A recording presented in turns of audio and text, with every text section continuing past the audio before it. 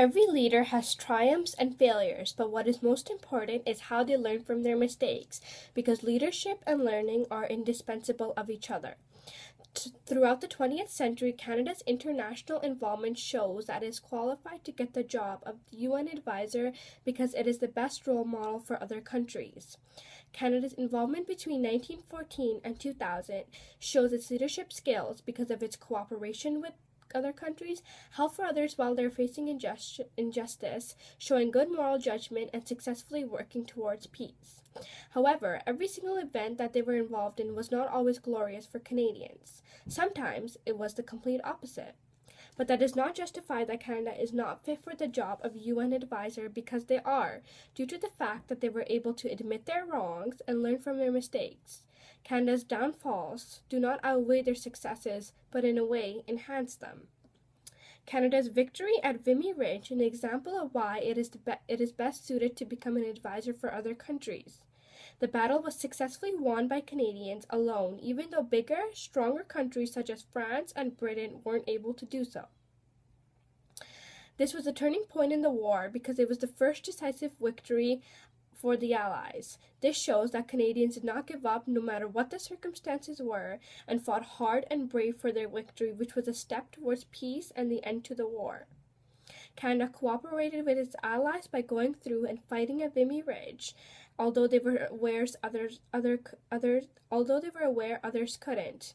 They believed in themselves, and in the end, the victory became a symbol for Canadian independence. The Battle of Atlantic was also significant in the Second World War, in terms of showing how Canada was able to cooperate with other countries.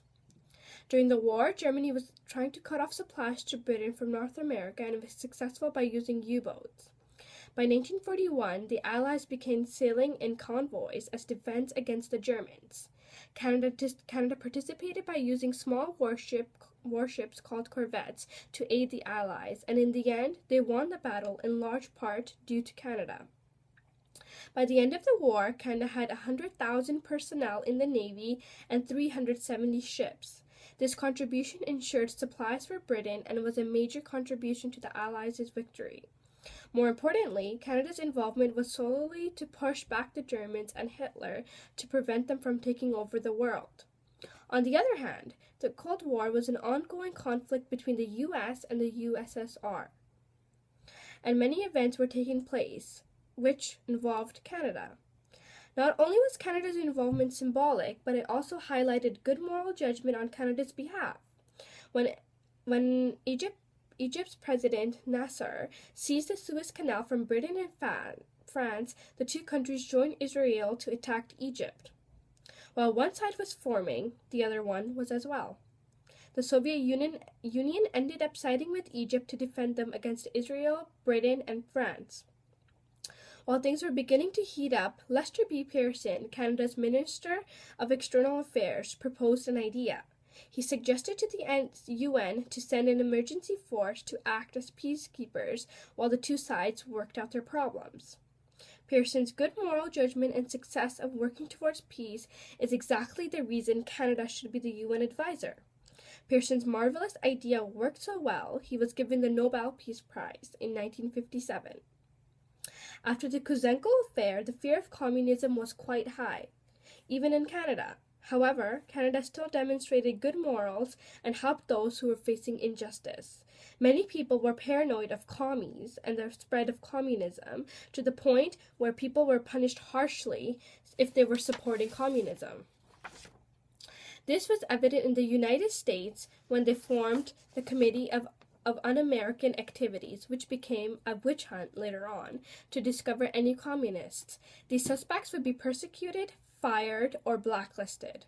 Unlike the Americans, Prime Minister St. Laurent refused to outlaw communism because he believed it was not the democratic thing to do, since it went against the Canadians' right of freedom of speech.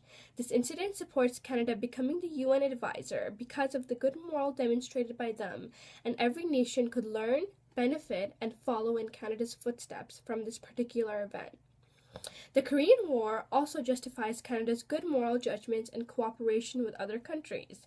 Due to the fact that a civil war was going on in Korea while Communist North, who was supported by the Soviets, invaded the democratic South, the UN had to send a force of 32 countries, including Canada, to defend South Korea. Canada played an important part in supporting world peace to push the North Koreans back and to liberate the South.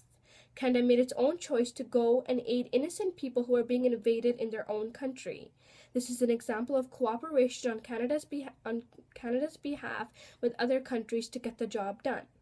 Also, Lester B. Pearson played another significant role when he wanted to stop the war as soon as possible.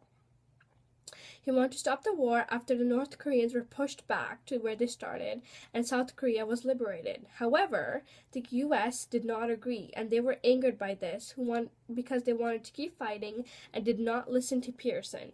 In the end, the Americans failed, which shows that Canada was right, and if they had listened to Pearson, the war would have not ended the way it did.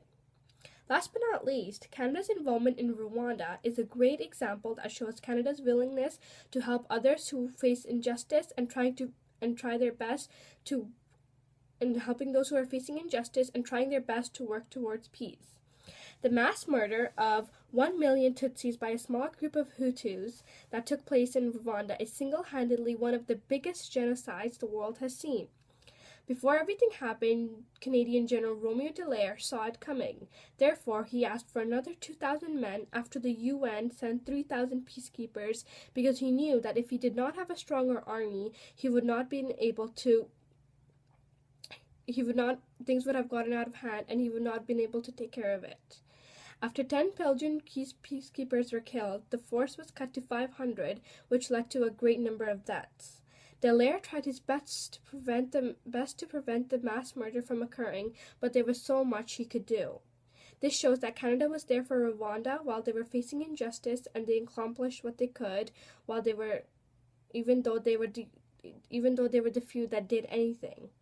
Although these events highlight Canada's accomplishments throughout the 20th century and are significant in proving that Canada should get the job of the UN advisor, there are also events that show the mistakes Canadians made as well. For instance, the peacekeeping mission in Somalia shows evidence of a group of Canadian soldiers beating and torturing a Somali teenager to death while trying to cover it up only to be caught in the end. Although this terrible event occurred, and by no means is the group of soldiers excuse for the behavior, Canada's entire military force should not be blamed for the action of a small group. This is due to the fact that all the soldiers decided on their own to go to Somalia to help during a civil war, which shows good moral judgment on their behalf to help those who needed help and to maintain peace. Canadian soldiers were there for a good reason and should not be blamed for the few soldiers that committed the injustice. Also, the Japanese internment is also another incident during World War II where Canadians commit awful injustices towards the Japanese. After Pearl Harbor, people in Canada feared that Japanese Canadians might supply Japan with secret information or even help them invade Canada. Therefore, Japanese Canadians were stripped of their rights and were sent to internment camps where they were treated horribly. Although Canada was wrong to treat innocent Japanese Canadians this way, they did it out of their own safety as well because Canadian soldiers were also treated terribly during Pearl Harbor. The federal government also tried to right their wrongs by apologizing and giving $21,000 to each survivor. However, the government also learned their lesson, and it is evident today due to the fact that multiculturalism is so big in Canada.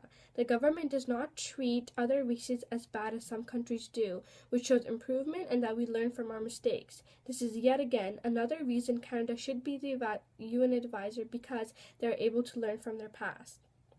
In conclusion, Canada is the most suitable country to become UN advisor due to the fact that they are nation others can look up to.